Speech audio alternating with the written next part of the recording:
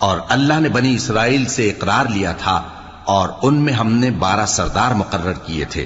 اور اللہ نے فرمایا کہ میں تمہارے ساتھ ہوں اگر تم نماز پڑھتے اور زکوٰۃ دیتے رہو گے اور میرے پیغمبروں پر ایمان رکھو گے اور ان کی مدد کرتے رہو گے اور اللہ کو قرض حسن دو گے تو میں تم سے تمہارے گناہ دور کر دوں گا اور تم کو بہشتوں میں داخل کروں گا جن کے نیچے نہریں بہ رہی ہیں۔ پھر جس نے اس کے بعد تم میں سے کفر کیا تو وہ سیدھے رستے سے بھٹک گیا۔ پس ان لوگوں کے عہد توڑ دینے کے سبب ہم نے ان پر لعنت کی اور ان کے دلوں کو سخت کر دیا۔ یہ لوگ کلمات کتاب کو اپنے مقامات سے بدل دیتے ہیں اور جن باتوں کی ان کو نصیحت کی گئی تھی ان کا بھی ایک حصہ فراموش کر بیٹھے،